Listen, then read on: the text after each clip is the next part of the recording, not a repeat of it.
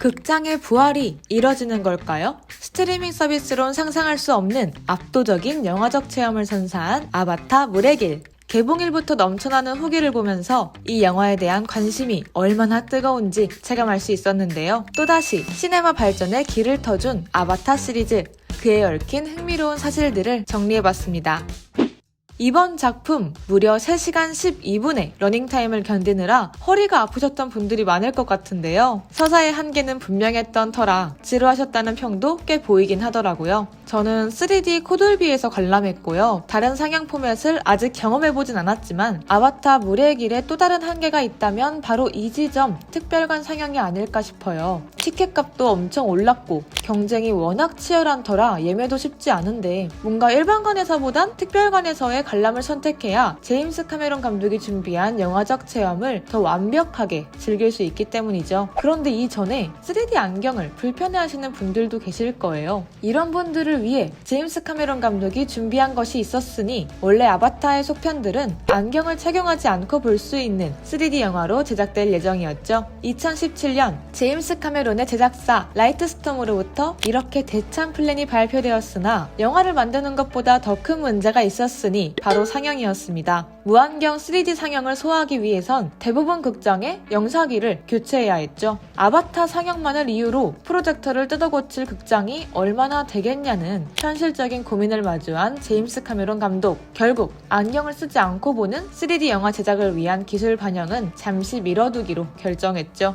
영화사에 남을 만한 개봉 연기 기록을 세운 아바타 시리즈, 혁신적인 기술 개발에 대한 제임스 카메론 감독의 식지 않는 열정 플러스 완벽주의자적인 성향, 디즈니의 폭스 인수, 2편과 3편의 동시 촬영, 공개 직전 닥친 팬데믹의 영향도 있었겠지만 대본이 완성되는 데에만 4년이 걸렸습니다. 제임스 카메론 감독은 2편에서 5편까지의 대본을 모두 완성한 뒤 촬영에 들어갔죠. 그 이유는 배우들에게 있었다는데 제임스 카메론 감독은 배우들이 자신의 캐릭터가 어떤 방향으로 흘러가는지, 인물의 행동이 어떤 의미를 지니고 있는지 파악해야 진정성 있는 캐릭터를 탄생시킬 수 있다고 판단해 큰 그림을 공유한 뒤 촬영을 시작했다고 밝혔죠. 심지어 이분은 1.5편의 대본을 받아보셨다는데 제이크 설리를 연기한 샘 워딩턴이 그 주인공. 어느 날 그에게 제임스 카메론 감독이 대본 한 권을 건넸다고 합니다. 그 안엔 1편의 엔딩 이후 제이크가 판도라에서 어떤 삶을 살아왔는지, 어떻게 가정을 이뤘고 인간 스파이더는 어떻게 나비족의 일원이 되었는지 등등의 과정이 적혀 있었는데요. 1편과 2편 사이 제이크의 빈칸을 채운 놀라운 대본에 작품의 촬영 일정을 물었다는 샘 워딩턴. 이에 제임스 카메론 감독은 그냥 참고하라고 쓴 거야 라는 심플한 답을 내놓았다고 하죠.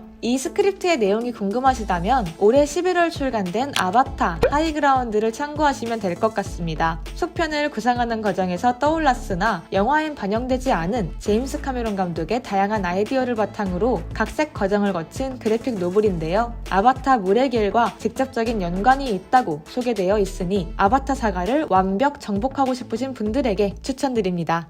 제임스 카메론을 대표하는 키워드로 바다, 심해를 빼놓을 수 없죠. 직접 마리아나 해구를 찍으며 판도라의 또 다른 세계를 구축한 그의 비하인드를 앞선 리뷰 영상에서 소개해드린 바 있는데요. 심연, 타이타닉을 비롯해 각종 해양 다큐멘터리 제작까지 바다를 담아낸 작품과 꾸준히 함께한 그는 할리우드의 수중 촬영 기술 전문가나 다름없었는데 아바타 속편 촬영에선 그간 한 번도 시도된 적 없던 최초의 수중 퍼포먼스 캡처 촬영에 도전, 또 다른 신세계의 문을 열었습니다. 배우들의 슈트에 센서를 부착한 뒤 그들의 형상을 따내 스크린에 옮긴 작업 때문에 배우들은 물탱크로 구현된 바다의 수중 혹은 수면에서 직접 헤엄치고 잠수하며 연기를 펼쳐야 했는데요. 다이빙 장비의 도움을 거의 받지 않고 촬영에 임했기 때문에 숨을 참는 연습부터 시작했다고 하죠. 역시 경력직 짬바가 남달랐던 걸까요? 메카이나 부족의 차이크, 로날 역을 맡은 케이트 윈슬렛이 연기를 펼치는 동안 숨을 참은 시간은 무려 7분 14초. 오래도록 잠수 연기의 탑을 지키고 있었던 톰 크루즈의 기록을 넘어선 시간인데요. 케이트 윈슬렛은 촬영을 마친 뒤 나 지금 죽었니? 라고 이야기했다는 비하인드를 밝히기도 했죠. 1949년생 73세를 맞이한 시고니 위버도 수중 촬영을 피할 순 없었습니다. 아바타에서 나비족을 연구하는 그레이스 박사를 연기한 그녀. 그레이스 박사는 극 후반 커리치 대령 일당의 공격을 받아 숨을 거두고 마는데요.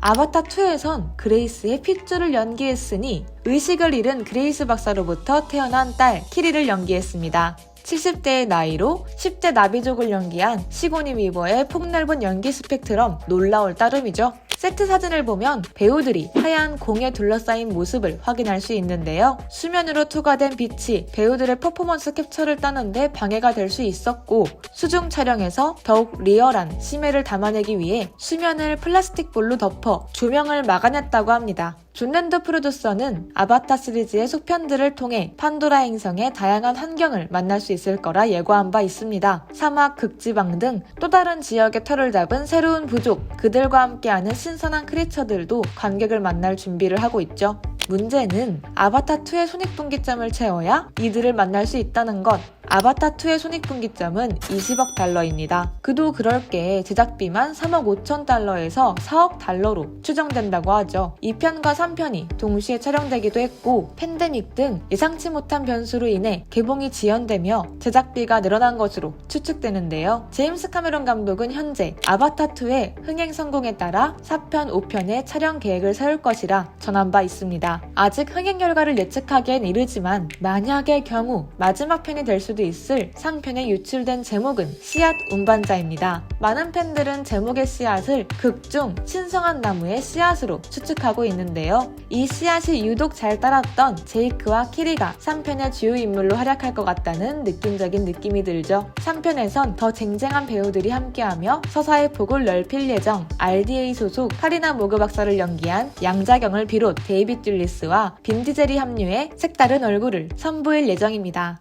디즈니가 폭스를 인수한 가장 큰 이유, 바로 아바타 시리즈였다고 하죠. 디즈니의 CEO가 밥 아이거로 갑작스레 교체되었다는 소식에 모두가 마블 스튜디오의 부진을 떠올렸지만, 사실 아바타2의 개봉을 앞두고 밥 아이거를 복귀시킨 것이란 이야기도 떠돌고 있는데요. 이처럼 영화 산업의 정중앙에 서 있다고 해도 과언이 아닐 아바타 시리즈. 모쪼록 흥행 문제가 잘 해결돼서 극장에서만 경험할 수 있을 제임스 카메론의 또 다른 신세계, 그가 터줄 새로운 길을 빨리 만나보고 싶습니다. 오늘 제가 준비한 이야기는 여기까지입니다.